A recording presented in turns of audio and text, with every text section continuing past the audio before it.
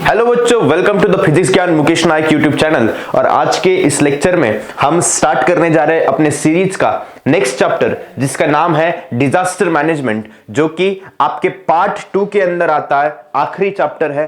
और ये चैप्टर काफी इंटरेस्टिंग है। डिजास्टर मैनेजमेंट के अंदर हम बहुत सारी चीजें देखेंगे। अलग अलग टाइप के डिजास्टर्स कौन से होते हैं, नेचुरल, आर्टिफिशियल, सभी चीजों के बारे में हम डिस्कस करेंगे। उसके ऊपर सॉल्यूशन क्या है, ऐसे डिजास्टर के साथ हम कैसे डील कर सकते हैं, ये भी हम इस चैप्टर के अंदर पढ़ने वाले। तो काफी इंटरेस्टिंग चैप्टर रहने वाला है बच्चों। ध्यान से आपको पूरे लेक्चर को देखना है और आपको लेक्चर देखते वक्त मजा जरूर आएगा, इसकी गारंटी मैं आपको दे सकता हूं। यहां पर कुछ डिजास्टर की इमेजेस मैंने डाले हुए हैं। Moving to the next slide की तरफ जाते हैं। यहां पर कंटेंट क्या है सबसे पहले देख लो। सबसे पहले what is disaster, then types of disaster, effects of disaster, उसके बाद में इफेक्ट और impact of disaster, disaster management क्या होता है, nature and extent of disaster, उसके बाद में first aid and emergency action and mock drill. ठीक है, ये सभी चीजों के बारे में हम वन बाय वन इस चैप्टर के डिस्कस करेंगे। ओके, सो बढ़ते हैं नेक्स्ट स्लाइड की तरफ। यहां पर सबसे पहले क्या दिखाया गया है बेटा, कैन यू रिकॉल, क्या आपको पता है, क्या आप याद कर सकते हो what is mean by disaster. कुछ सवाल आपसे पूछा है। दूसरा सवाल पूछा है which disaster have you experience in your area, आपके एरिया, आपके आसपास या फिर आपके डिस्ट्रिक्ट में, आपके स्टेट में किस तरीके का डिजास्टर आपने कभी एक्सपीरियंस किया है, वो भी आपको बताना है। What are the effects of that disasters on local and surrounding conditions? Local and surrounding conditions में उस डिजास्टर के क्या क्या इफेक्ट हमें देखने को मिलते हैं, इन सभी सवालों के जवाब आपको ढूंढने हैं, आपको याद करना है। ठीक है, बहुत सारी जगह पे बहुत तेज बारिश होती है और बहुत तेज बारिश की वजह से वहां पे फ्लड लाइक सिचुएशन क्रिएट होती है। बहुत सारे एनिमल्स जो कि फार्मिंग के लिए इस्तेमाल किए जाते हैं उनकी वहां पर जान चली जाती है, बहुत सारे इंसानों की जान जाती है। और ऐसे अलग अलग डिजास्टर हमारे आसपास हमें होते हुए दिखते हैं। ओके, सो अब हम यहां पर नेक्स्ट स्लाइड के अंदर बात करेंगे what is the definition of disaster. Disaster की डेफिनेशन क्या है, देखो, events causing sudden environmental changes. देखो यहां पर सडन वर्ड जो है ना, ये काफी इंपॉर्टेंट है। सडन यानी कि अचानक से एक एनवायरमेंट के अंदर चेंज आता है और उससे बहुत बड़ा नुकसान लोगों को, सभी लिविंग ऑर्गेनिजम्स को और एनवायरमेंट को झेलना पड़ता है। ठीक है, सो एक ऐसा इवेंट जो कि सडन एनवायरमेंटल चेंजेस होते हैं, इंक्लूड नेचुरल डिजास्टर्स। इसके अंदर कुछ नेचुरल डिजास्टर्स है जैसे कि फ्लड, फेमाइन, यानी कि उसके बाद में साइक्लोन्स, अर्थक्वेक्स, वोल्केनोज एंड कुछ मैनमेड डिजास्टर्स भी हमें देखने को मिलते हैं, जैसे कि पुराने बिल्डिंग का ढह जाना, है ना, बैड कंस्ट्रक्शन ऑफ ब्रिजेस, ये कुछ मैनमेड डिजास्टर के कैटेगरी में आते हैं। ठीक है, ऑल्दो किसी भी डिजास्टर के लिए इन्फ्लुएंस जो है, मतलब कोई नेचुरल डिजास्टर भी होता है तो उसको भी इन्फ्लुएंस करने वाली चीज जो है वो इंसान ही है। यानी कि नेचुरल डिजास्टर के पीछे भी एक इंसान का आर्टिफिशियल मैनमेड हाथ जो है वो छुपा हुआ है। उसके साथ साथ types of disaster, types of disaster के अंदर मैंने आपको पहले ही बताया कि there are natural disasters and there are artificial और manmade disasters. Okay, so UN definition, UN United Nations क्या डिफाइन करता है डिजास्टर को, देखो, describes disaster as a sudden events causing a significant loss of life and property. यहां पे ऐसा sudden event होता है जिसकी वजह से लाइफ एंड प्रॉपर्टी का सिग्निफिकेंट नुकसान होता है ना। बहुत सारे लोगों की जान जाती है, इंफ्रास्ट्रक्चर पूरा बर्बाद हो जाता है, बड़ी बड़ी बिल्डिंगें ढह जाती है ना, रोड्स के ऊपर क्रैक आ जाते हैं अगर हम बात करें अर्थक्वेक की तो। ओके, अब कैरेक्टरिस्टिक्स क्या क्या है बेटा, sudden occurrence makes prediction and precautions challenging, causes extensive losses to the property. देखो, प्रॉपर्टी का लॉस, उसके बाद में उसको रिकवर करना भी, उस इवेंट से, उस डिजास्टर से रिकवर करना भी काफी ज्यादा वहां पर मुश्किल बन जाता है। ठीक है, उसके बाद नेक्स्ट स्लाइड की तरफ बढ़ेंगे बेटा। क्या लिखा है, सोसाइटल इंपैक्ट, यानी कि ऐसे डिजास्टर का हमारे सोसाइटी के ऊपर क्या असर पड़ता है। देखो, long term effects on economic, social, cultural, political aspects. Economic के ऊपर, उसके बाद में सोशल कल्चर के ऊपर, पॉलिटिकल चीज के ऊपर, उसके बाद में ओवरऑल आपके लाइफ के ऊपर इसका इंपैक्ट देखने को मिलता है। Disruption in the daily life with losses to the life and property leading to the distress. यहाँ पे मेंटल स्ट्रेस आ सकता है, लोगों को बहुत भारी नुकसान झेलने की वजह से बहुत सारे लोगों की मेडिकल कंडीशंस जो है वो खराब हो सकती है, ठीक है, मेंटली भी और फिजिकली भी। ओके, सो दोनों चीजों में यहाँ पर नुकसान है। उसके बाद में diversity, various types with different durations and reasons behind each disaster. देखो अलग अलग डिजास्टर्स होते हैं, उसके ड्यूरेशन अलग होते हैं, उसका टाइमिंग अलग होता है, राइट। उसके बाद में एनवायरमेंटल इंपैक्ट क्या है बेटा, although nature of disaster influences affected environmental components, environmental components के ऊपर वो अफेक्ट करता है। Varied impacts on economic, social, cultural, political, legal and administrative aspect, है ना। सबसे पहले इकोनॉमी के ऊपर, उसके बाद में सोशल हेल्थ के ऊपर, कल्चरल एक्टिविटीज के ऊपर, पॉलिटिकल इंपैक्ट, उसके बाद में legal and last one is the administrative aspects. इन सभी तरीके के ऊपर वहां पर इंपैक्ट हमें देखने को मिलता है किसी भी डिजास्टर की वजह से, ठीक है। अब चैलेंजेस एंड प्रिकॉशंस क्या क्या है बेटा, what are the challenges and precautions behind it. देखो disaster significantly disturb life, ultimately ये क्या करता है, इंसानों की लाइफ को सिग्निफिकेंटली डिस्टर्ब कर देता है, ठीक है। Importance of understanding diverse types and there unique characteristics, इसलिए हमें उसके डाइवर्स टाइप्स जो है किसके, डिजास्टर के, उसको समझना और उसके ऊपर सॉल्यूशन फाइंड आउट करना जरूरी बन जाता है, ठीक है। Moving to the next slide, next slide की तरफ जाते हैं। देखो डिजास्टर का क्लासिफिकेशन हम यहां पर देखने वाले हैं। इंट्रोडक्शन ऑफ कैटास्ट्रोफिक डिजास्टर, जैसे कि cyclones in Odisha, earthquakes in Gujarat and Latur, है ना, महाराष्ट्र के लातूर में भी अर्थक्वेक आके गया है। Frequent cyclones in the coastal Andhra Pradesh, उसके बाद में result in the chaos, substantial loss of life, property in affected regions. Region तो मतलब इंपैक्ट तो सिमिलर है किसी भी डिजास्टर का, सबसे ज्यादा इंपैक्ट लाइफ के ऊपर होता है, यानी कि लॉस ऑफ लाइफ, और दूसरा लॉस ऑफ प्रॉपर्टी, है ना, लोगों के घर वो खराब हो जाते हैं, बिल्डिंग्स बड़े बड़े ढह जाते हैं और लोगों की जान उस डिजास्टर के अंदर चली जाती है, ठीक है। सो यहां पर रेजिलेंस ऑफ लाइफ क्या है बेटा, despite catastrophic events life tends to return to the normal quickly, emphasizes the ability to recover within a short period. अब देखो जैसे जैसे मॉडर्न टेक्नोलॉजी डेवलप होती गई है वैसे वैसे लाइफ मतलब तुरंत कुछ दिनों में, 8 दिन 15 दिन में तुरंत बैक टू नॉर्मल कंडीशन में आ जाती है, लेकिन इसके कुछ लॉन्ग टर्म इंपैक्ट भी हमें देखने को मिलते हैं जो कि तुरंत तो पता नहीं चलेंगे, लेकिन ओवरऑल जैसे साल बीतते जाएंगे वैसे हमें इंपैक्ट देखने को मिलता है। लेकिन अब शॉर्ट पीरियड में नॉर्मल कंडीशंस में वापस आना पॉसिबल हो पाया है by using the advance technology, by using the various equipments and लोगों का सपोर्ट वहां पर अगर देखने को मिलता है अलग अलग साइड से, तो वहां पर रिकवरी काफी आसान बन जाती है। Okay, so long term impact क्या होता है बेटा, long term impact, some disaster have a prolong effects, कुछ डिजास्टर के प्रोलॉन्ग इफेक्ट्स होते हैं, ठीक है। उसके बाद में आफ्टर इफेक्ट्स आर सेवियर और इंक्रीज ओवर टाइम, इसके आफ्टर इफेक्ट जो है वो बहुत सेवियर होते हैं, बहुत खतरनाक होते हैं एंड जैसे जैसे टाइम बीतता जाता है वैसे वैसे वो इंक्रीज होते जाते हैं। आपने देखा होगा कि कुछ रेडियो एक्टिव डिजास्टर्स है ना, जैसे जैसे टाइम बीतता जाता है वैसे वैसे जनरेशंस में वो रेडियो एक्टिव रेडिएशन की वजह से आपको बहुत सारी मेडिकल कंडीशंस डेवलप होती हुई दिखती है, ठीक है। सो एग्जांपल क्या है बेटा, फेमाइन, उसके बाद में क्रॉप प्रॉब्लम्स, है ना, worker strike, rising ocean levels and desertification, ठीक है। यहां पर फेमाइन जो है वो सबसे बड़ा नेचुरल डिजास्टर माना जाता है, बिकॉज यहां पर फार्मर्स का बहुत बड़ा नुकसान होता है, पीने के लिए लोगों को पानी नहीं मिलता है। अगर हम ड्राई फेमाइन की बात करें, वेट फेमाइन के अंदर बहुत ज्यादा बारिश होती है और क्रॉप्स का बड़े स्केल पे नुकसान हो जाता है, इसलिए यहां पर क्रॉप प्रॉब्लम्स देखने को मिलते हैं।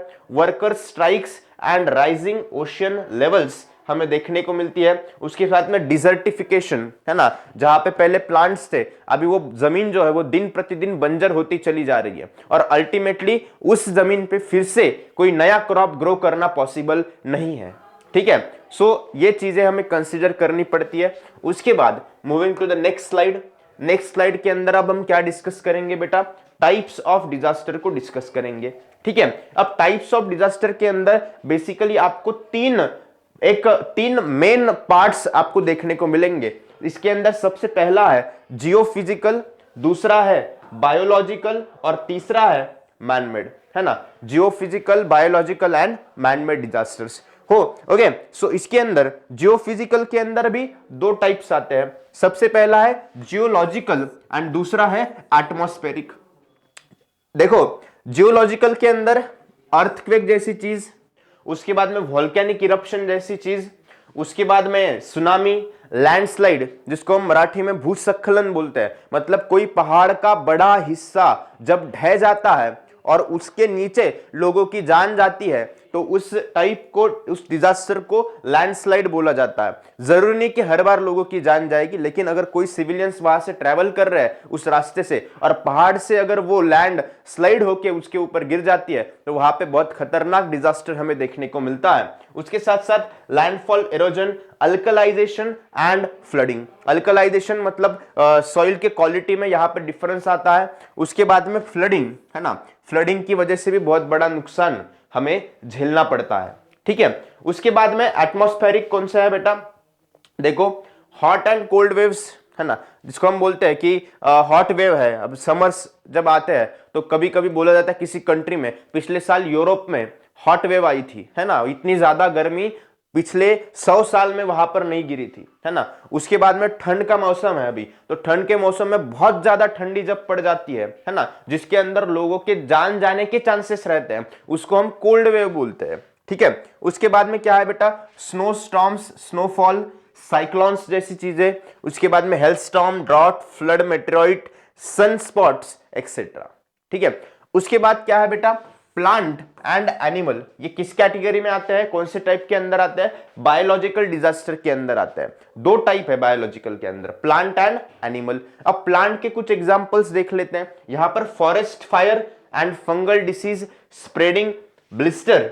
देखो, यहाँ पे फॉरेस्ट फायर, जंगल में पेड़ एक दूसरे के ऊपर घिसने से आग लगती है, वो आग फैलती ही जाती है और उसको कंट्रोल कर पाना लगभग नामुमकिन है।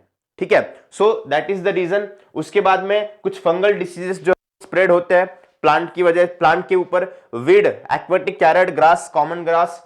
उसके साथ साथ एनिमल के वजह से होने वाले जो डिजास्टर है, जैसे कि इन्फेक्शियस वायरसेस, है ना, कोविड-19 महामारी जो आई थी, वो सबसे बड़ा मैनकाइंड के हिस्ट्री में सबसे बड़ा डिजास्टर था, जो कि बायोलॉजिकल एनिमल कैटेगरी के अंदर आता है। ठीक है, क्योंकि वो एक तरीके का ऑर्गेनिज्म है, माइक्रो ऑर्गेनिज्म है, वायरस, जिस वायरस की वजह से इतने सारे लोगों की जान वहां पर चली गई।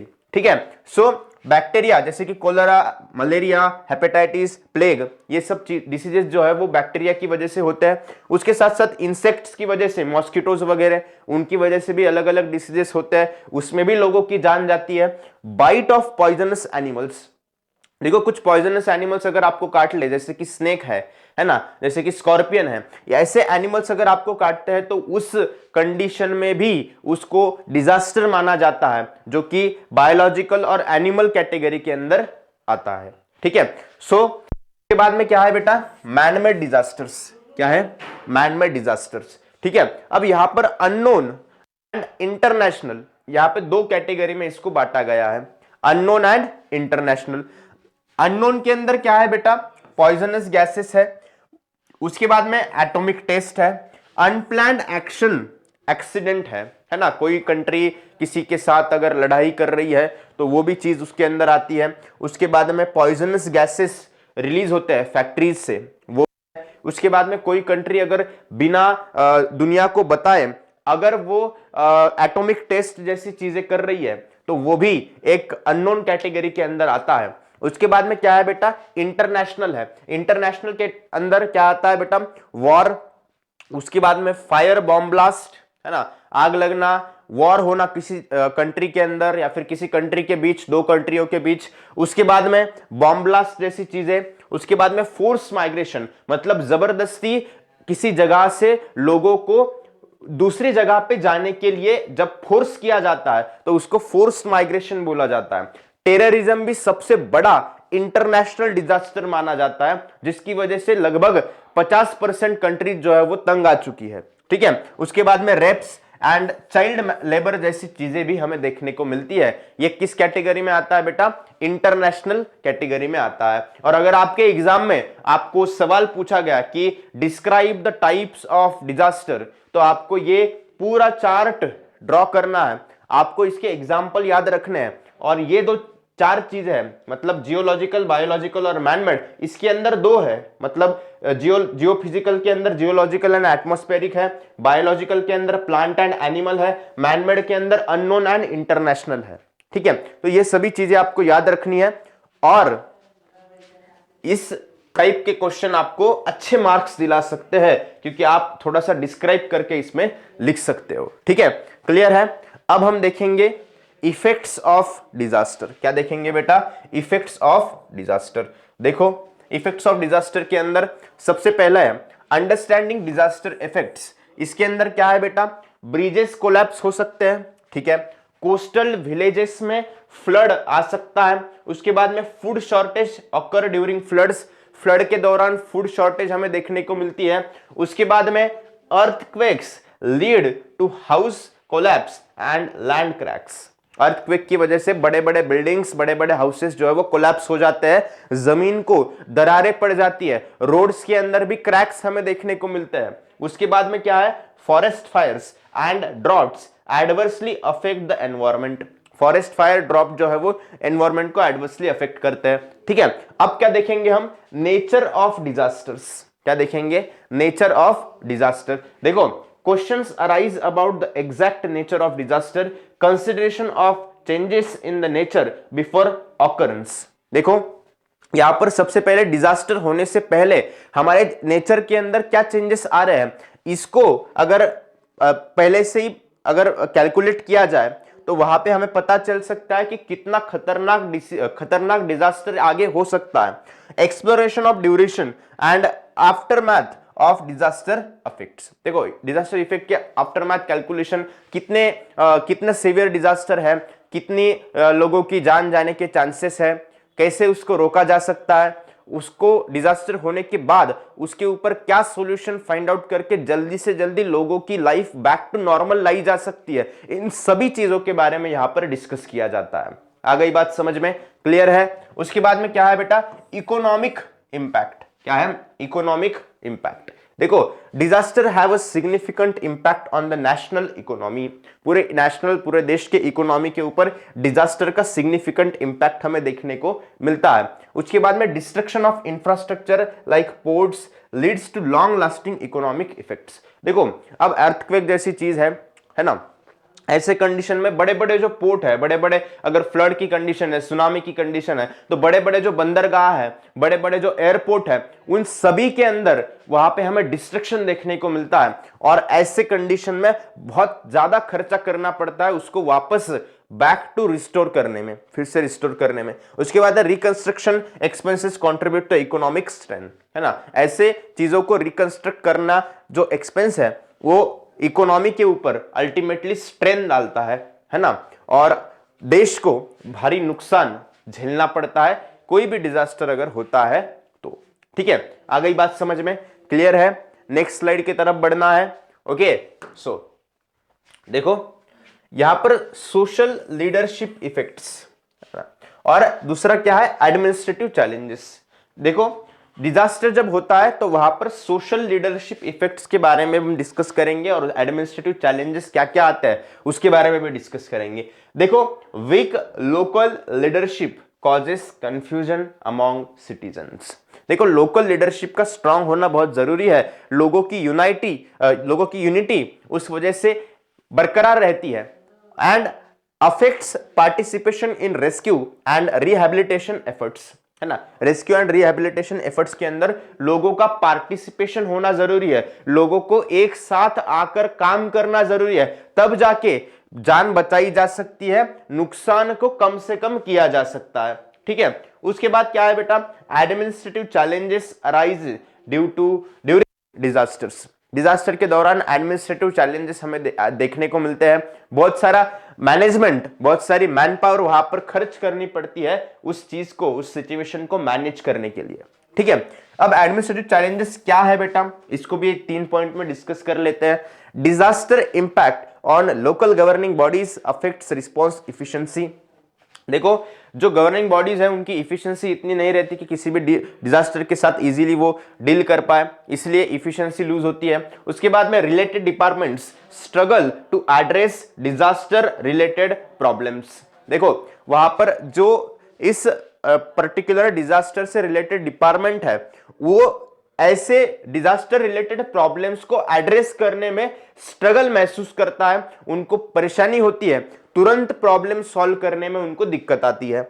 Overall collapse of the system when all concern departments are affected.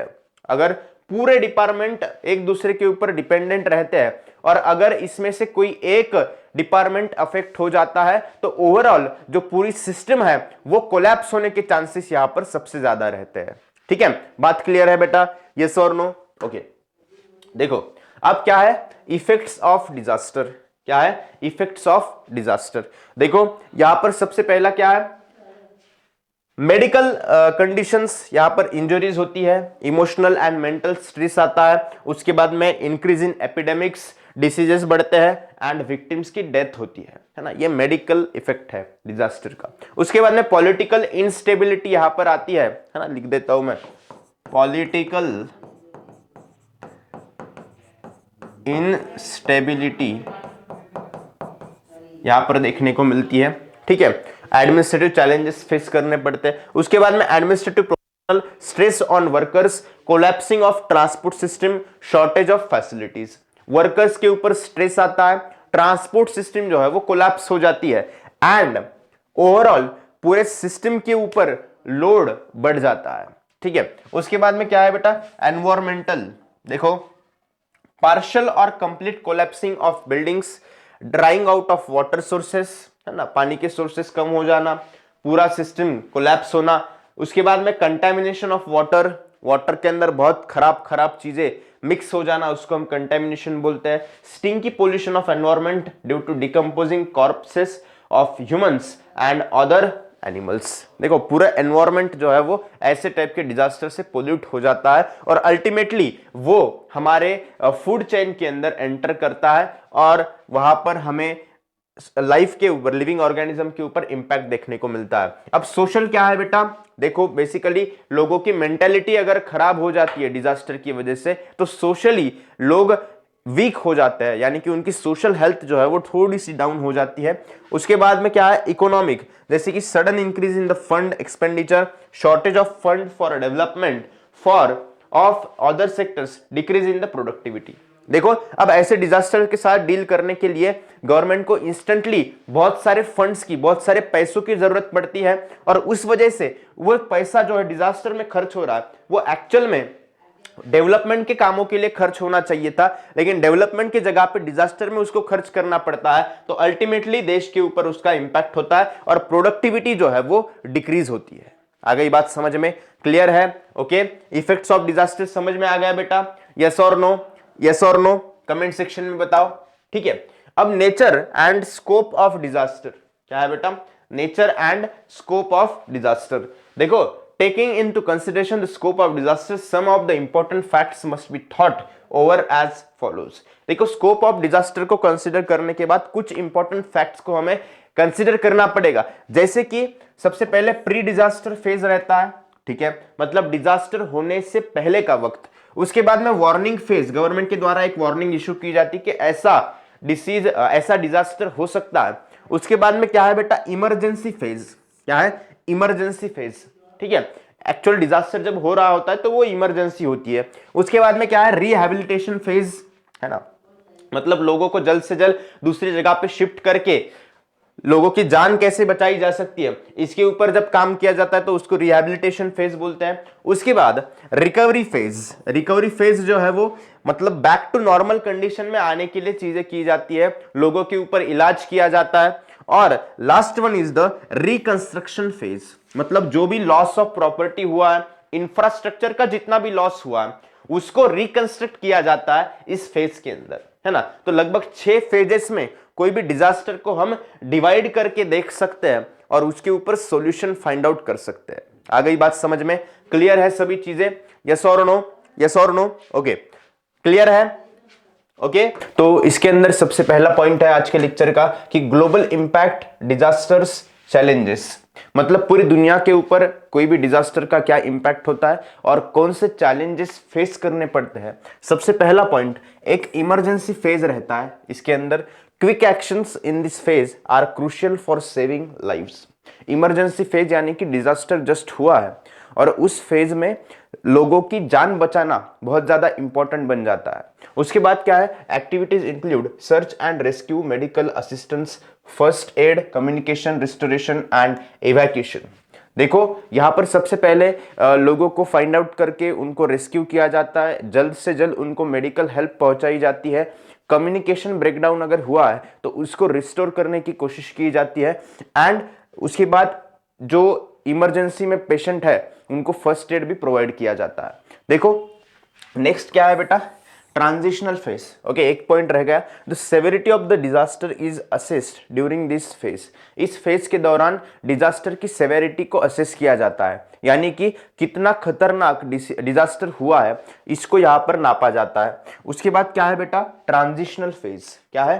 Transitional phase. Transitional phase में क्या है, rehabilitation work begins post disaster. Disaster के बाद रिहैबिलिटेशन का काम जो है वो शुरू होता है। उसके साथ साथ task involve clearing debris, restoring water supply, repairing roads, है ना। अब ये थोड़े से लॉन्ग टर्म में जो काम है उसको किया जाता है, जैसे कि जो भी डेब्रीज, जो भी मलबा वगैरह गिरा हुआ है उसको क्लियर किया जाता है। रोड अगर डिस्ट्रक्ट हुआ है, रोड को क्रैक्स गए तो उसको रिपेयर किया जाता है। वाटर सप्लाई अगर ब्रेकडाउन हुआ है तो उसको फिर से रिस्टोर किया जाता है। Then victim rehabilitation is a priority with monetary and other support provided for livelihood to ease mental stress। देखो वो विक्टिम का रिहैबिलिटेशन जो है वो प्रायोरिटी बेसिस पे किया जाता है ताकि जो जिन परिवारों ने, जिन लोगों ने उसके अंदर अपनी जान गंवाई है या फिर कोई मेडिकल इशू उनको फेस करने पड़े हैं तो वो जल्दी से जल्दी उस मेंटल स्ट्रेस से बाहर आ सके। ठीक है, उसके बाद क्या है, रिकंस्ट्रक्शन फेज।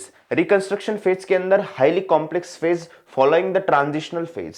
इसके अंदर बहुत कॉम्प्लेक्स फेज रहता है, इसको टाइम भी लगता है, जैसे कि involves rebuilding infrastructure, restoring facilities like roads and water supply and restarting farming practices. यहाँ पर बड़े बड़े जो मतलब हुए डिजास्टर रहते हैं वहां पर जो इंफ्रास्ट्रक्चर का लॉस हमें देखने को मिलता है, उसके साथ साथ restoring facilities like road and water supply इसके अंदर इन्वॉल्व रहता है। ये थोड़ा सा लॉन्ग टर्म में चलता है जिसको हम रिकंस्ट्रक्शन फेज बोलते हैं। ठीक है, अब reconstruction is a time consuming process. ये क्या है, टाइम कंज्यूमिंग और बड़ी ही लंबी प्रोसेस है। ठीक है, उसके बाद moving to the next slide, next slide की तरफ जाते हैं। Okay, so global impact of natural disaster, है ना। नेचुरल डिजास्टर के ऊपर ग्लोबल इंपैक्ट क्या होता है बेटा, many natural disasters have affected the Asian continent and the Pacific Ocean region, है ना। पैसिफिक ओशन का रीजन है और जो एशियन कॉन्टिनेंट है अपना, वहां पर बहुत सारे डिजास्टर का इंपैक्ट हमें देखने को मिलता है, जैसे कि significant loss of life, damage to the earth due to this disaster. Definitely कोई बड़ा डिजास्टर अगर होता है तो वहां पर लॉस ऑफ लाइफ होती है। उसके साथ साथ natural imbalances often result from human grid for economic progress, है ना। नेचुरल जो है वो इम्बैलेंस आता है एनवायरमेंट के अंदर, जो फूड चेन जो है वो डिस्टर्ब हो जाती है एंड अल्टीमेटली एनवायरमेंट के ऊपर जो इंपैक्ट हो रहा है वो हमारे इकोनॉमी के ऊपर बहुत बड़ा असर डालता है। ठीक है, so root causes of disaster, disaster के रूट कॉजेस क्या क्या हो सकते हैं, यहां पर कुछ पॉइंट्स लिखे गए। Long standing issues such as increasing population and its need have intensified. देखो यहां पर पॉपुलेशन जो है वो सबसे इंपॉर्टेंट कॉज है किसी भी डिजास्टर के होने के पीछे। उसके साथ साथ post world war II and increase in disasters like link to the economic inequality, racial and religious differences leading to instability। देखो डिजास्टर मतलब नेचुरल भी है, आर्टिफिशियल भी है। तो आर्टिफिशियल डिजास्टर का कुछ रीजन जो है वो अनइक्वालिटी भी हो सकता है, कोई रिलीजियस कॉन्फ्लिक्ट है वो भी वहां पर रीजन बन सकता है डिजास्टर का। ठीक है, उसके बाद में क्या है बेटा, सोशल चैलेंजेस। सोशल चैलेंजेस कौन से फेस करने पड़ते हैं? Instances of terrorism, abduction and social differences have become routine.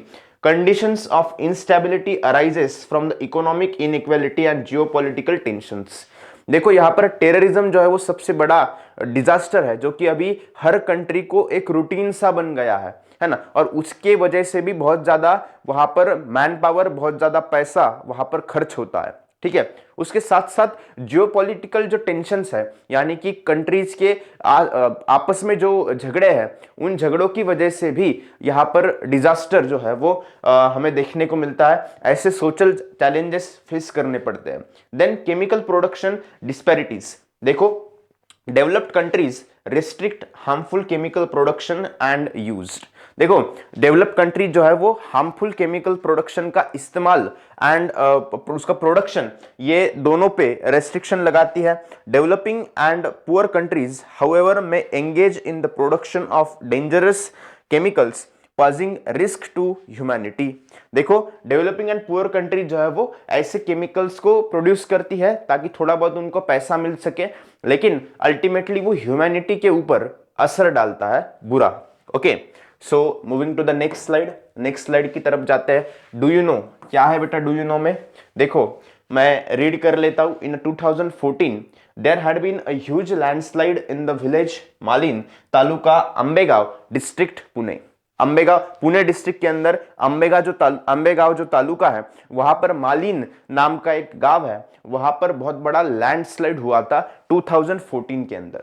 ठीक है, लैंडस्लाइड यानी कि पहाड़ का बड़ा हिस्सा नीचे ढह जाना. ठीक है, सो यहां पर आप इमेजेस देख सकते हो. Image of the school reconstructed after the disaster.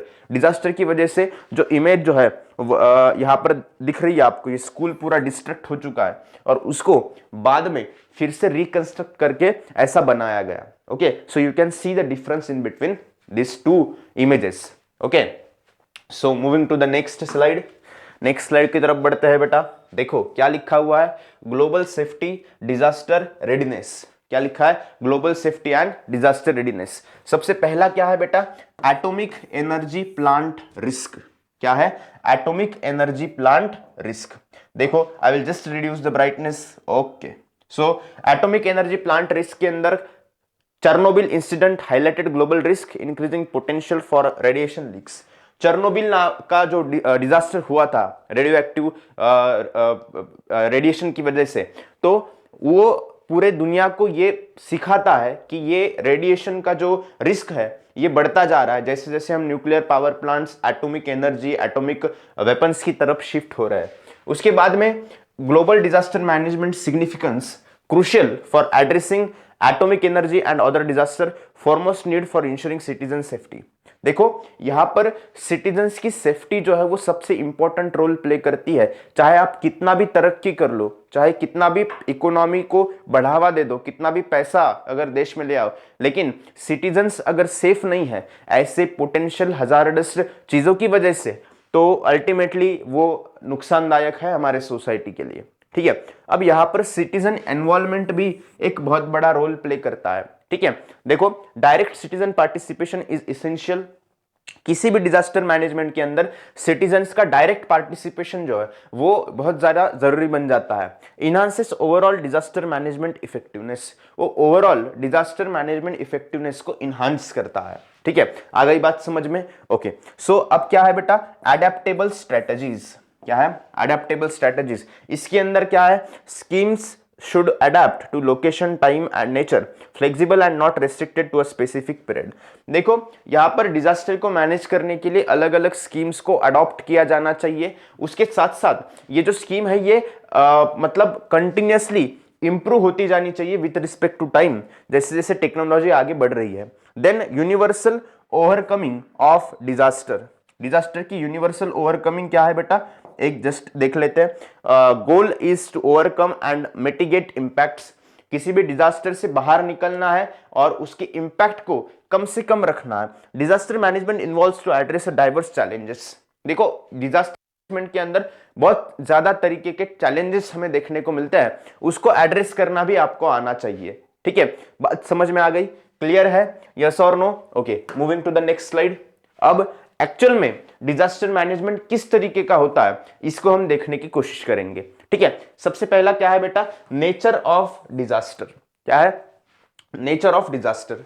देखो, vary types from minor to major, short term to long term.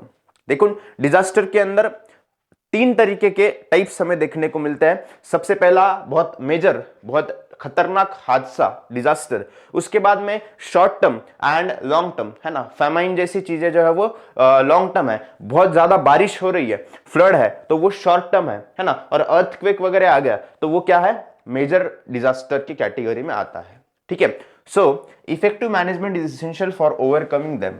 ऐसे डिजास्टर को ओवरकम करने के लिए इफेक्टिव मैनेजमेंट जरूरी है। Okay, so close relationship with public participation. Public participation के अंदर आपकी क्लोज रिलेशनशिप चाहिए। कैसे? Disaster management involves a close link with public participation, focus on prevention, arrangements and building abilities to face disasters. देखो, यहां पर पीपल का participation होना जरूरी है। ना तो गवर्नमेंट पूरी तरीके से मदद कर पाती है, यहां पर लोग अगर खुद आकर लोगों की हेल्प करने के लिए अगर उतर जाए तो अल्टीमेटली ऐसे टाइप के डिजास्टर्स को ओवरकम करने में मदद हो सकती है। Okay, so dynamic and unplanned nature disaster. Dynamic and unplanned nature of disaster. देखो, disaster are fast unplanned processes akin to accidents. Disaster क्या है बेटा? एक फास्ट प्रोसेस है। जैसा कि हमने देखा था, यूएन ने जो डेफिनेशन लिखा है डिजास्टर का, उसके अंदर एक सडन वर्ड का इस्तेमाल किया गया है। सडन यानी कि क्या? अचानक ऐसे डिजास्टर होते हैं, किसी को कोई भी उसका आइडिया नहीं रहता है। ठीक है, so question arises on the protecting ourself, belongings and animals during disaster. अब यहां पर हमको खुद को, ह्यूमन बींग्स को खुद को बचाना इंपॉर्टेंट है, उसके साथ साथ एनिमल्स को एंड प्लांट्स को भी बचाना इंपॉर्टेंट है। ठीक है, so moving to the next slide. यहां पर और कुछ चीजें हैं डिजास्टर मैनेजमेंट के रिगार्डिंग। सबसे पहला स्लाइड क्या है बेटा, पॉइंट क्या है? Minimizing losses through planning. देखो, पहले से अगर प्लानिंग करके रखी जाए कि इस टाइप का डिजास्टर आने के बाद कौन से स्टेप्स लेकर इससे ओवरकम करना है, कम से कम लोगों की जान हमें मतलब जाने से बचाना है, तो सबसे पहले प्लानिंग बहुत ज्यादा इंपॉर्टेंट है। Disaster management aims to minimize losses in planned manner. Disaster management क्या कोशिश करता है कि लॉसेस को मिनिमाइज किया जा सके प्लान तरीके से। Okay, although disaster are unplanned, their impact can be strategically reduced. देखो, वो डिजास्टर तो अनप्लान्ड है ही, आपको पता है, लेकिन उनका इंपैक्ट स्ट्रेटेजी बनाकर रिड्यूस किया जा सकता है अगर आप पहले से ही उसके लिए प्रिपेयर्ड हो तो, है ना। Planning and preparation is important. So scientific approach to disaster. देखो, सबसे पहला पॉइंट क्या कहता है? अचीविंग और improving disaster management abilities through scientific observations and data analysis.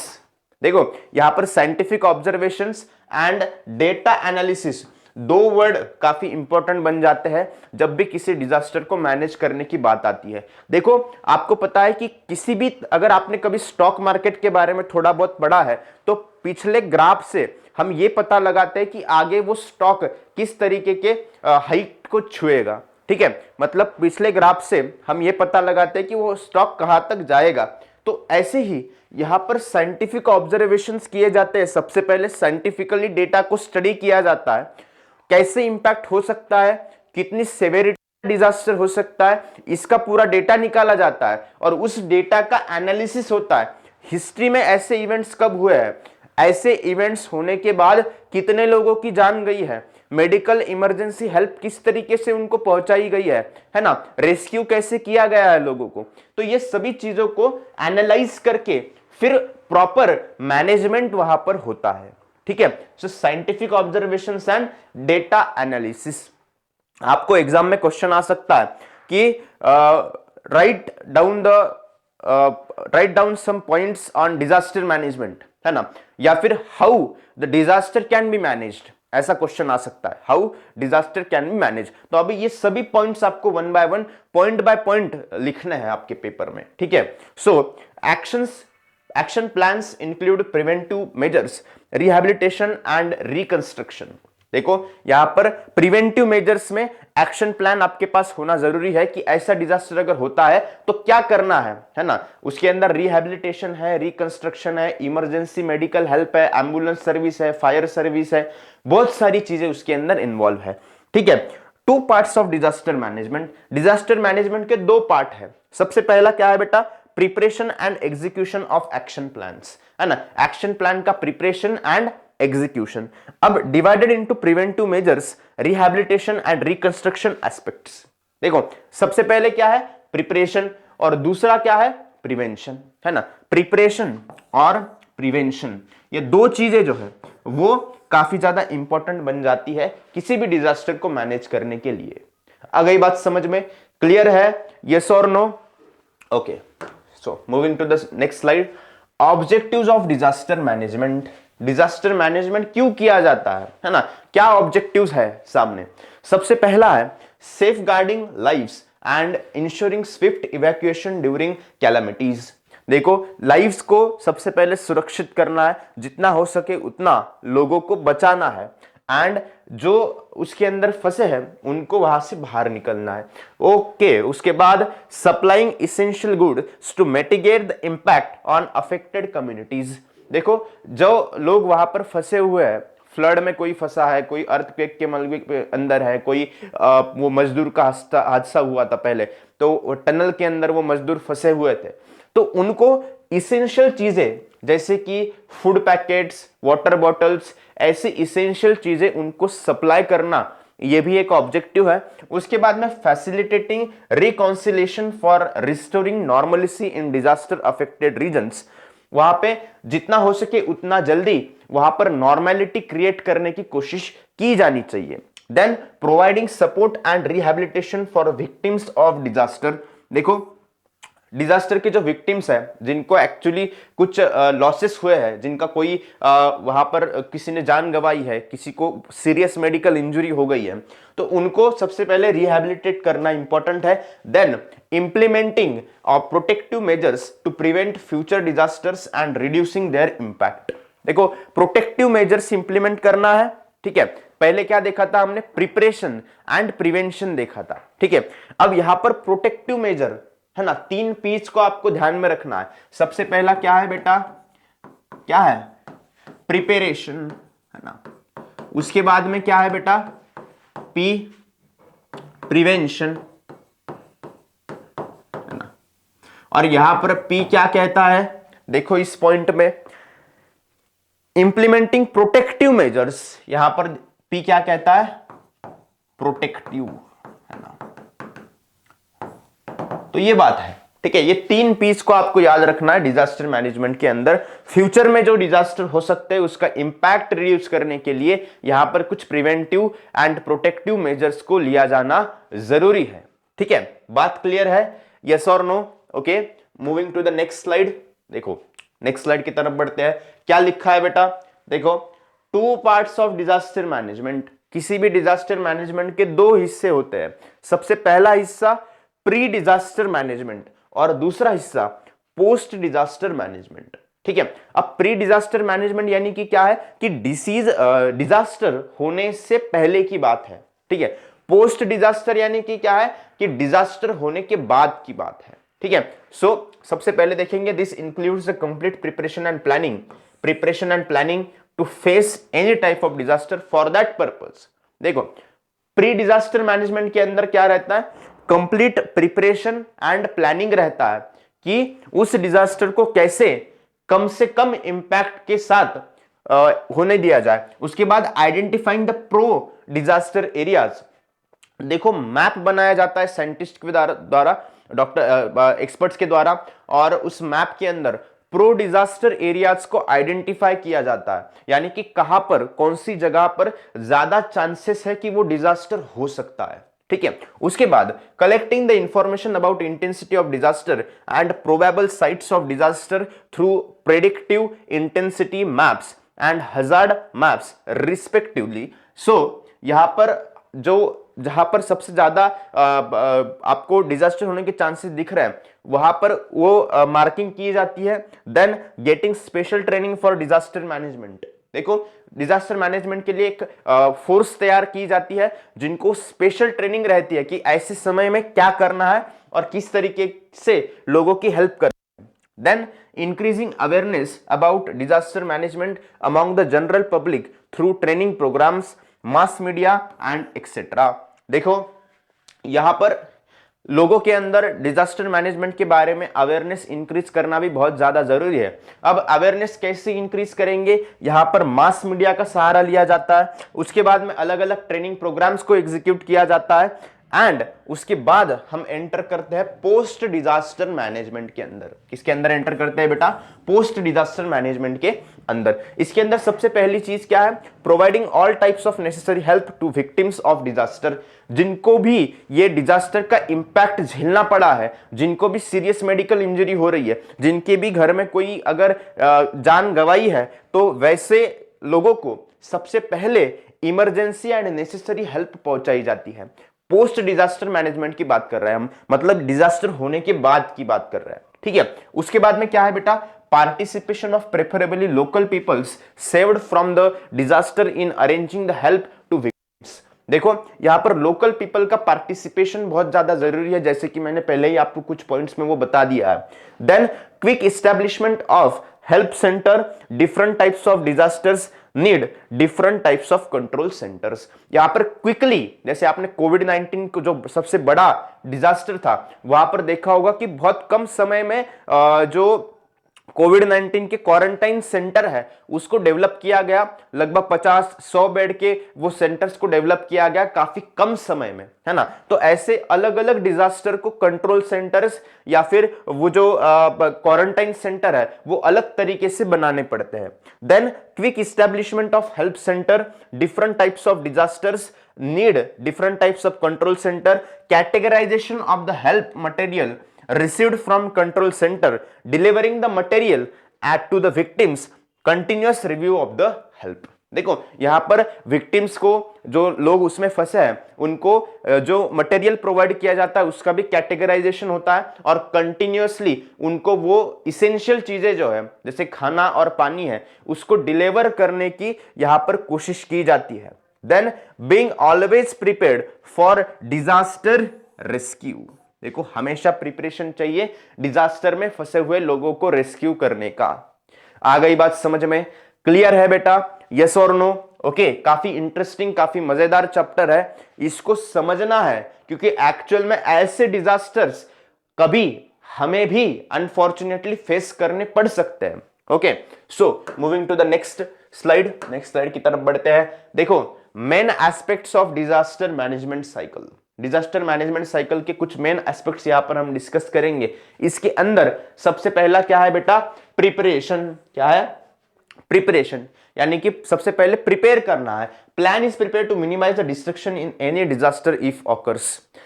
कोई भी डिजास्टर अगर जब आता है तो उसको आने से पहले प्लानिंग की जाती है ताकि उसका इंपैक्ट जो है वो कम से कम हो सके। उसके बाद क्या है बेटा? Redemption, plan for minimising the damage to the society and country. देखो सोसाइटी को और देश को, है ना, जहां पे डिजास्टर हुआ है वहां के आसपास के लोगों को और देश को यहां पर कम से कम डैमेज, कम से कम नुकसान पहुंचे, इसको इंश्योर किया जाता है। उसके बाद में क्या है बेटा? प्रिपेयर्डनेस। प्रिपेयर्डनेस यानी कि क्या? A plan is chalk out so to get the quick response from general public and administration. एक प्लान बनाया जाता है जिसके अंदर जनरल पब्लिक एंड एडमिनिस्ट्रेशन से हमें क्विक रिस्पॉन्स मिलता है। उसके बाद में क्या है? Impact of disaster. यहां पर intensity of various aspects of disaster and disaster management are reviewed. देखो कोई भी डिजास्टर अगर हो चुका है तो वहां पर साइंटिस्ट के द्वारा, एक्सपर्ट्स के द्वारा यहां पर उस डिजास्टर की इंटेंसिटी को मेजर किया जाता है, रिव्यू किया जाता है कि कितने डेंजरस, कितने सिवेरिटी के साथ वो डिजास्टर हुआ है, ठीक है। उसके बाद रिस्पॉन्स। देखो response to the disaster is to be given immediately after the incident. This factor followed by the disaster strike in this cycle. यहां पर तुरंत रिस्पॉन्स दिया जाता है मैनेजमेंट के द्वारा, एडमिनिस्ट्रेशन के द्वारा, ताकि कम से कम इंपैक्ट, कम से कम डैमेज एनवायरमेंट को, सोसाइटी को और लोगों को हो सके। उसके बाद में रिसर्जेंस।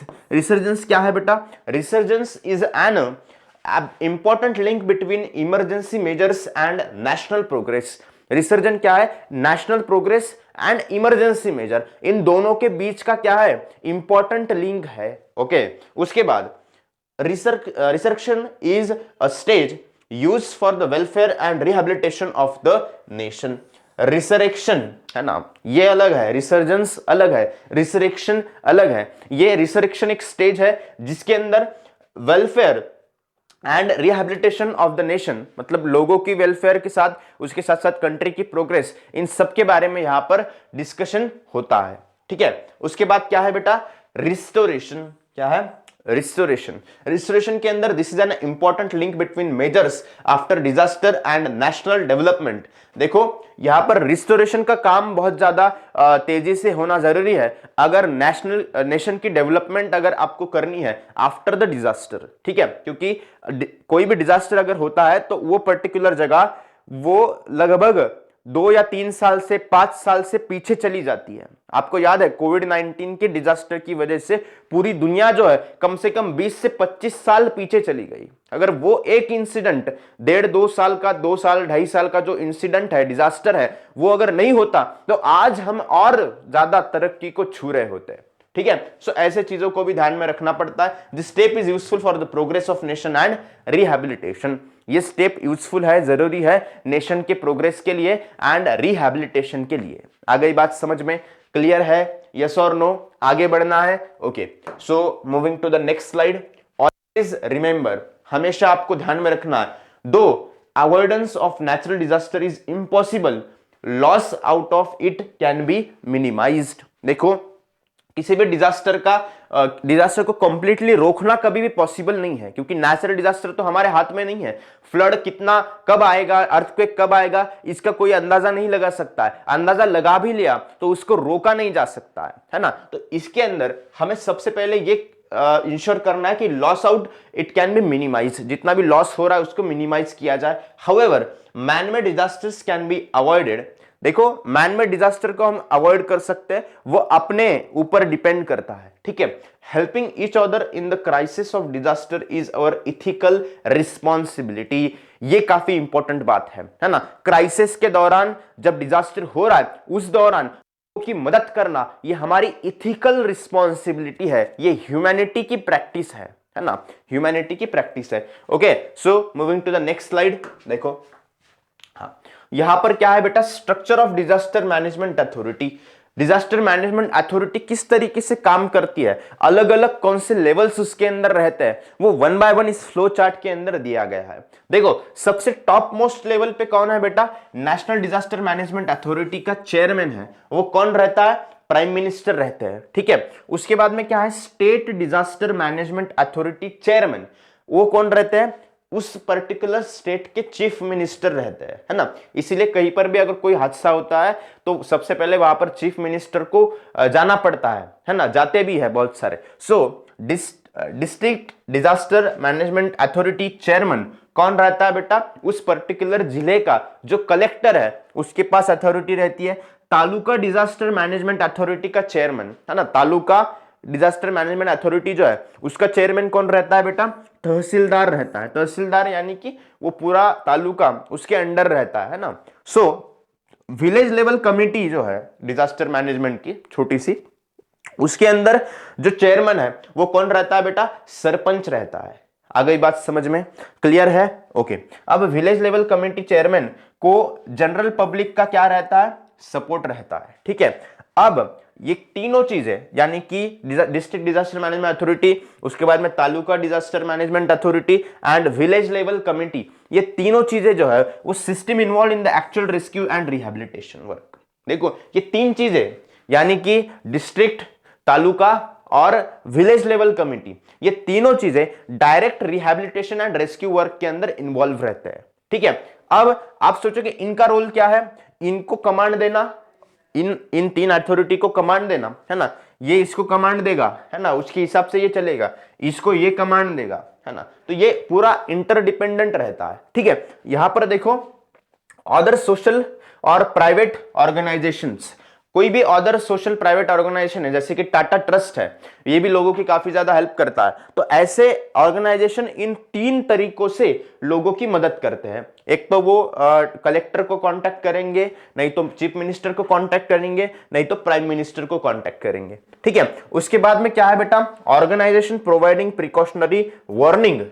ये वार्निंग मतलब ऐसे इंस्टीट्यूशंस है, ऐसे ऑर्गेनाइजेशन है जो कि प्रिकॉशनरी वार्निंग्स को प्रोवाइड करते हैं कि ऐसा डिजास्टर हो सकता है, ऐसे ऐसे जगह पर हो सकता है, इतने सिवेरिटी के साथ हो सकता है। तो ये ऑर्गेनाइजेशन सबसे पहले अपनी रिपोर्ट जो है वो 3 अथॉरिटीज के पास सबमिट करते हैं, जैसे कि कलेक्टर, चीफ मिनिस्टर और प्राइम मिनिस्टर, ठीक है। और इस तरीके से ये पूरा फ्लो चार्ट जो है वो काम करता है। अलग अलग लेवल्स पे अलग अलग डिजास्टर मैनेजमेंट का काम यहां पर किया जाता है। ये पूरा फ्लो चार्ट आपको समझना बहुत ज्यादा जरूरी है। आ गई बात समझ में? क्लियर है? यस और no? Okay, moving to the next slide. Next slide की तरफ बढ़ते हैं। देखो, अथॉरिटीज ऑफ डिजास्टर मैनेजमेंट यहां पर थोड़ा और डिटेल में दिया गया है कि क्या क्या काम करते हैं वो। डिस्ट्रिक्ट डिजास्टर मैनेजमेंट अथॉरिटी, जिसको शॉर्ट फॉर्म में DDMA भी बोला जाता है। क्या बोला जाता है? DDMA। देखो, यहां पर district collector assumes responsibility for disaster management at the district level। Collector की पूरी रिस्पॉन्सिबिलिटी है कि डिस्ट्रिक्ट लेवल पे अगर कोई डिजास्टर होता है तो उसको मैनेज किया जा सके। उसके बाद manages and implements rehabilitation schemes. वो क्या करता है? मैनेज करता है और इंप्लीमेंट करता है किसको? रिहैबिलिटेशन स्कीम्स को, ठीक है। उसके बाद plans, coordinates and controls rehabilitation programmes. ये क्या करते हैं बेटा? सबसे पहले प्लान करते हैं, लोगों के साथ, अथॉरिटीज के साथ, अलग अलग लेवल के साथ कोऑर्डिनेट करते हैं एंड कंट्रोल करते हैं रिहैबिलिटेशन प्रोग्राम्स को एंड रेस्क्यू प्रोग्राम्स को। आ गई क्या बात समझ में? यस और नो? ओके, अब moving to the next slide. Issues necessary instructions and conducts system reviews. ये क्या करते हैं? नेसेसरी इंस्ट्रक्शन को इश्यू करते हैं और सिस्टम रिव्यूज को कंडक्ट करते हैं, ठीक है। उसके बाद role of district collector. District collector का क्या रोल है बेटा? देखो, designs specific schemes for each district tailor to the various types of disasters. ये स्पेसिफिक स्कीम्स को डिजाइन करता है। हर डिस्ट्रिक्ट के अलग अलग कलेक्टर होते हैं। 6 approval for the schemes for the state level authorities. और ऐसी स्कीम्स को उसको स्टेट लेवल अथॉरिटीज के पास जाकर उसका अप्रूवल लेना पड़ता है, ठीक है, यानी कि चीफ मिनिस्टर के डिपार्टमेंट से। ओके, उसके बाद moving to the next slide. देखो, district wise disaster control unit, immediate establishment, post disaster impact और नोटिफिकेशन। यहां पर एक एस्टेब्लिशमेंट किया जाता है एक यूनिट का, है ना, एक बेंच का। सो district wise disaster control unit, है ना, हर एक डिस्ट्रिक्ट का डिजास्टर कंट्रोल यूनिट एस्टेब्लिश किया जाता है। कब किया जाता है बेटा? Immediate establishment, post disaster impact और नोटिफिकेशन। डिजास्टर इंपैक्ट के इमीडिएटली, या फिर अगर डिजास्टर का कोई नोटिफिकेशन दिया है किसी ऑर्गेनाइजेशन ने, तो उस वक्त तुरंत ये डिस्ट्रिक्ट डिजास्टर कंट्रोल यूनिट को एस्टेब्लिश किया जाता है। उसके बाद reviews various aspects of the disaster situation. ये क्या करते हैं? डिजास्टर सिचुएशन के वेरियस एस्पेक्ट को रिव्यू करते हैं। And coordination with key agencies. क्या है? Coordination with key agencies. देखो, maintains continuous contact with agencies such as army, air force, navy and telecommunication department.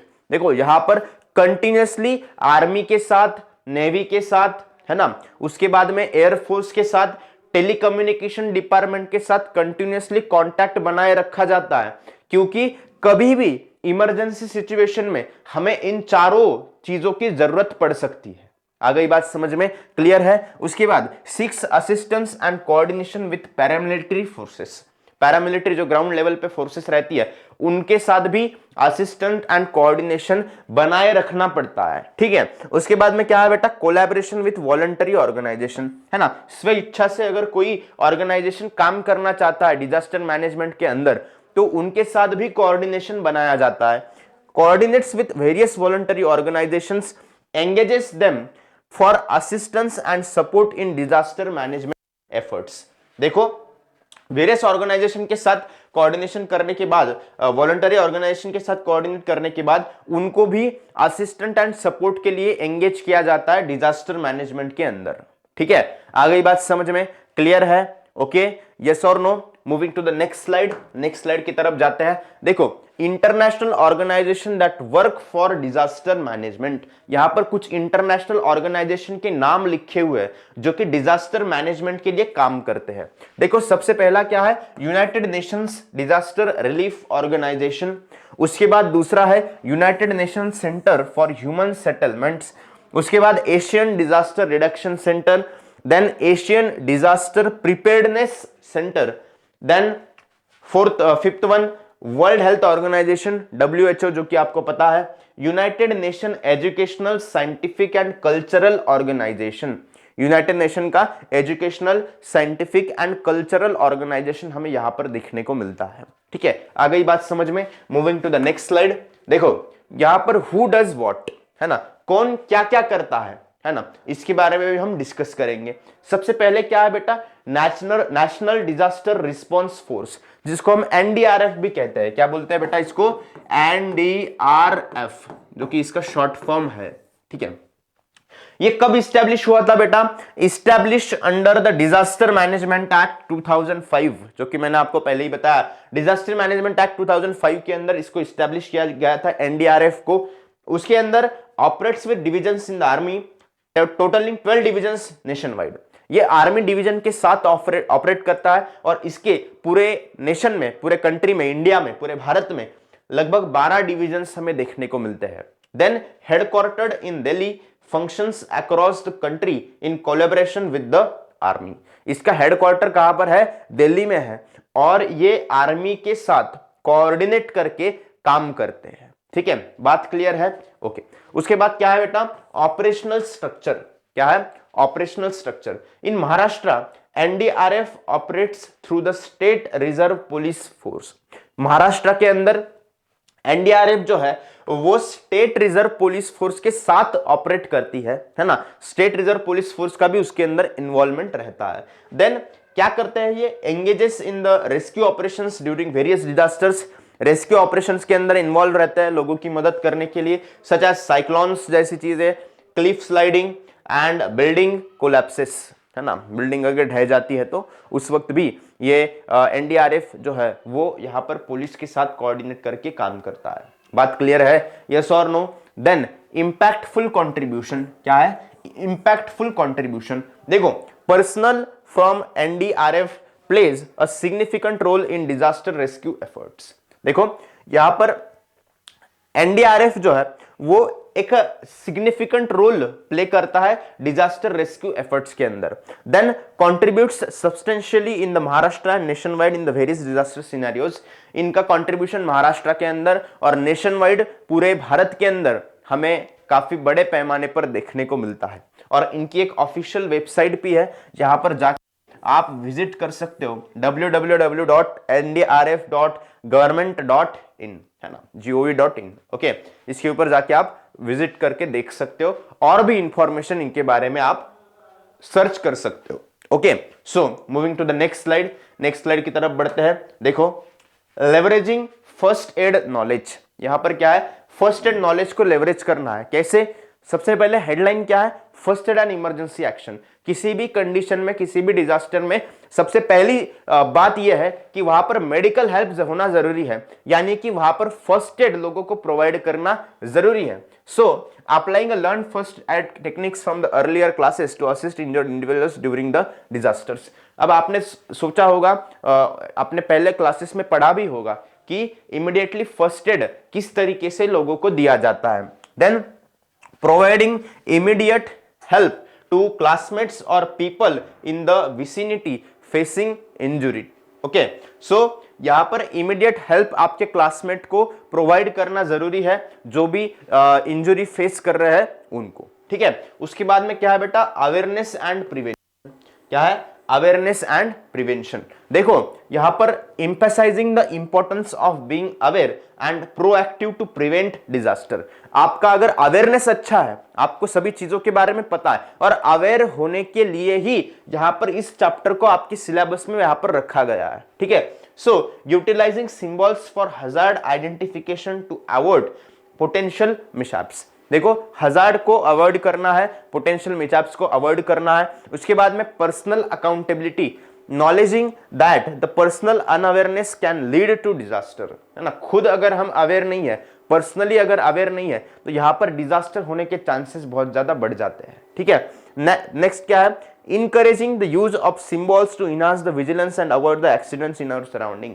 देखो कुछ लोग अभी भी पढ़े लिखे नहीं है, बहुत सारे लोग, तो उनको सिंबल की मदद से वो चीजों को समझाया जा सकता है कि किस तरीके से आपको अवेयर रहना है। देखो अब यहाँ पर कुछ सिंबल्स है ना। यहाँ पर क्या है बेटा, ये फ्लेमेबल लिक्विड है ना। अगर ऐसा सिंबल किसी टैंक के ऊपर अगर बना हुआ है तो आपको समझना है कि ये क्या है बेटा, फ्लेमेबल लिक्विड है। क्या है, फ्लेमेबल लिक्विड, ठीक है। उसके बाद में क्या है बेटा, फ्लेमेबल गैस। ऐसा सिंबल अगर कहां पर बना है तो ये क्या है, फ्लेमेबल गैस है। क्या है, फ्लेमेबल गैस, ठीक है। उसके बाद में जो एक्सप्लोजिव्स का सिंबल है ये भी आपको ध्यान में रखना है, यानी कि कोई बॉम्ब या फिर वैसी सामग्री जो है जो कि नेशनल सिक्योरिटी के लिए इस्तेमाल की जाती है, तो वहां पर वैसे चीजों के अंदर आपको ये एक्सप्लोजिव्स का जो सिंबल है ये देखने को मिलेगा। तो ऐसी चीजों से दूर रहना है ना। ना तो उसको हाथ लगाने की कोशिश करनी है, ना तो उसको छेड़ना है, और उससे दूर रहना है, ठीक है। तो ऐसे मैन मेड डिजास्टर्स को भी आसानी से अवॉइड किया जा सकता है।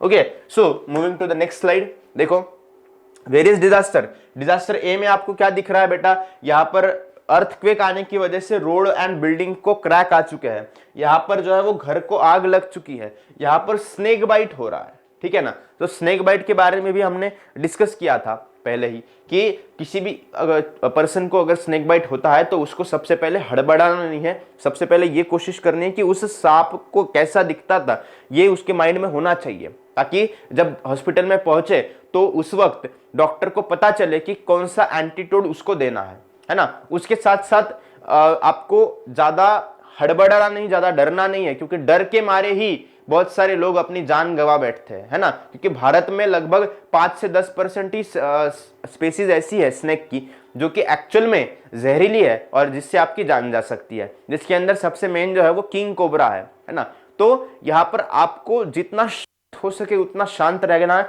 सबसे पहले WHO की गाइडलाइन के अनुसार यहां पर आपको उस पर्टिकुलर एरिया को साबुन के पानी से धोना है, एकदम साफ कर देना है, और तुरंत मेडिकल हेल्प, एम्बुलेंस बुला के किसी की व्हीकल इस्तेमाल करके तुरंत हॉस्पिटल में जाना है। और उसके पहले भी आप अगर शांत रहेंगे तो आपका ब्लड प्रेशर भी कम रहेगा, नॉर्मल रहेगा।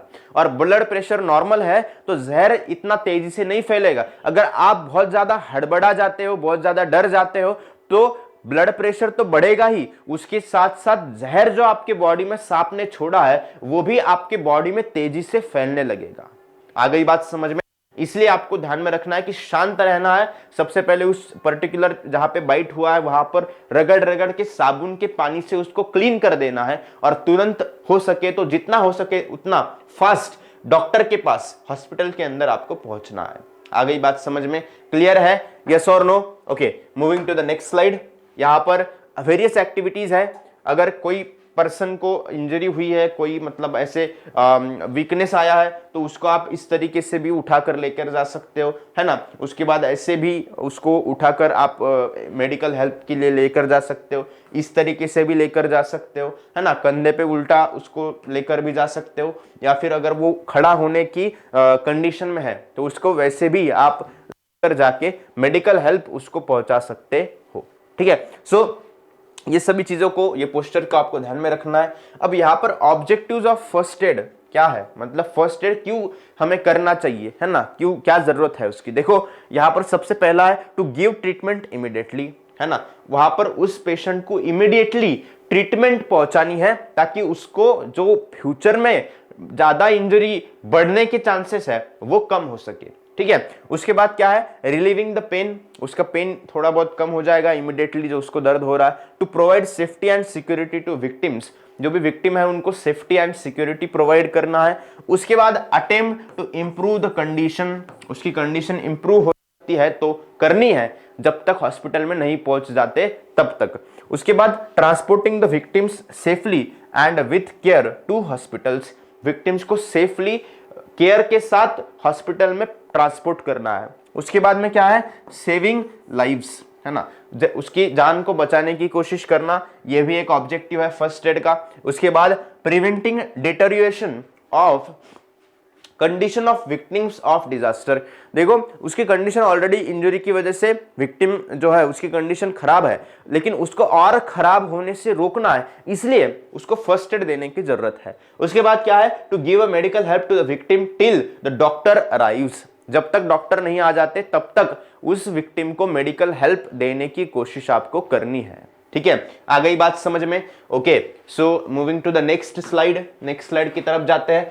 फर्स्ट एड किट, है ना, it is essential to have a necessary material for first aid with us. हमारे पास फर्स्ट एड का नेसेसरी मटेरियल होना बहुत ज्यादा जरूरी है। उसके बाद that material is available in the first aid kit. You can also prepare a first aid kit, is also important to use what ever material available in the given condition for the first add. देखो यहाँ पर next slide में ना एक list दी गई है आपके book में, है ना, ये सभी चीजें आपके पास होनी चाहिए इमीडिएटली।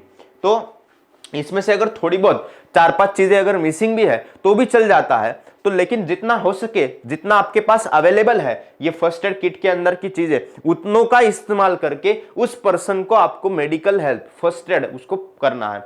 सबसे पहले क्या है बेटा, बैंडेज के स्ट्रिप्स होने चाहिए अलग अलग साइजेस के आपके पास। उसके बाद क्या है, वुंड गेज। उसके बाद ट्रायंगुलर एंड सर्कुलर बैंडेज, अलग अलग शेप के बैंडेज आते हैं। उसके बाद में मेडिकेटेड कॉटन। उसके बाद hand gloves, clean and dry cloth pieces, soap, then antiseptic जैसे कि डेटॉल या फिर सैवलॉन। उसके बाद में सेफ्टी पिंस। उसके बाद ब्लेड, छोटे छोटे small pins, needle, bandaid, torch. उसके साथ साथ scissor, thermometer and petroleum jelly, है ना। ये कुछ लिस्ट है, ये आप नोट डाउन कर सकते हो या फिर आपके बुक में भी दिया गया है।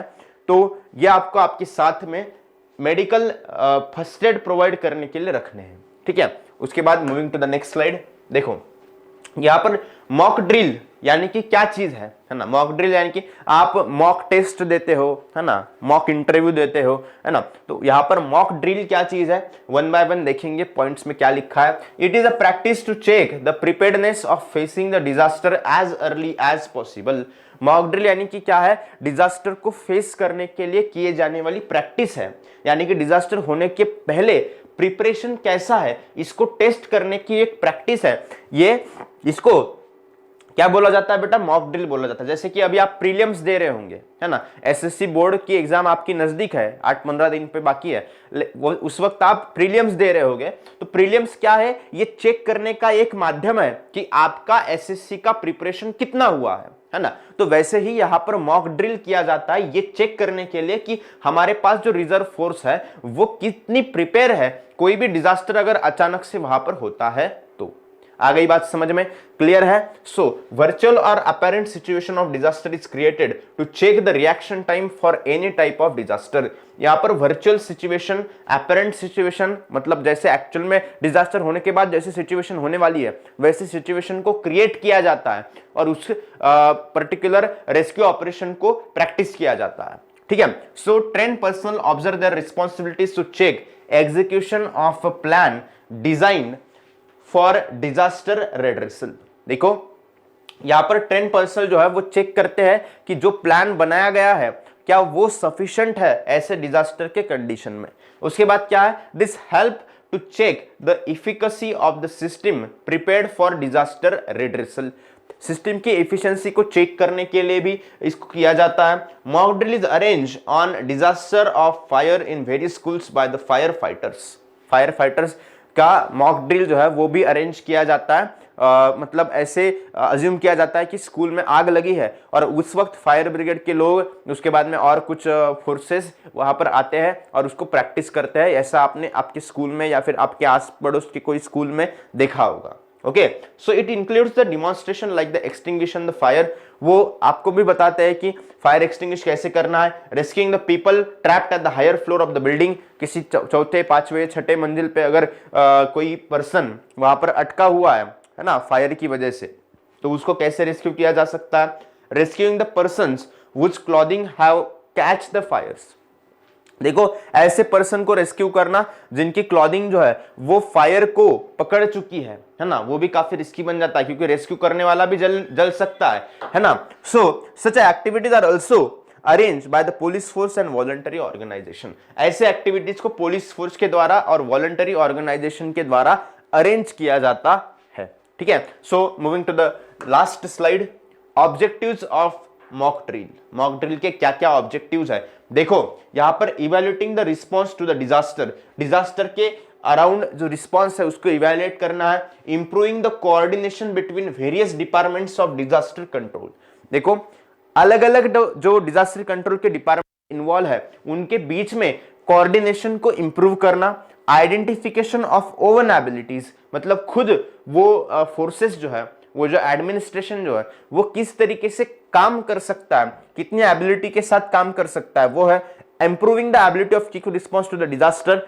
देखो डिजास्टर के अगेंस्ट क्विक रिस्पॉन्स जो दिया जाता है उसके लिए एबिलिटी को इंप्रूव किया जाना। उसके बाद में checking the competency of the planned actions, जो भी एक्शंस प्लान किए गए हैं उसकी कॉम्पिटेंसी को चेक करना। Identifying the possible errors and risk, कौन से पॉसिबल एरर्स है उसको आइडेंटिफाई करके उसके ऊपर काम करना। ये ऑब्जेक्टिव्स है, किसके है बेटा, मॉक ड्रिल के ऑब्जेक्टिव्स है। और यहां पर अपना डिजास्टर मैनेजमेंट नाम का जो चैप्टर है वो खत्म होता है। काफी डिटेल में, काफी इंटरेस्टिंग तरीके के साथ हमने इस चैप्टर को कवर किया है। उम्मीद है कि आपको पसंद आया होगा। पसंद आया है तो लाइक कर सकते हो, चैनल को सब्सक्राइब कर सकते हो और आपके दोस्तों को भी ये लेक्चर आप भेज सकते हो ताकि उनको भी उनके बोर्ड एग्जाम्स के लिए थोड़ी बहुत मदद मिल पाए। तो thank you so much and please don't forget to subscribe the channel. We will meet in the next chapter and next lecture. Thank you so much.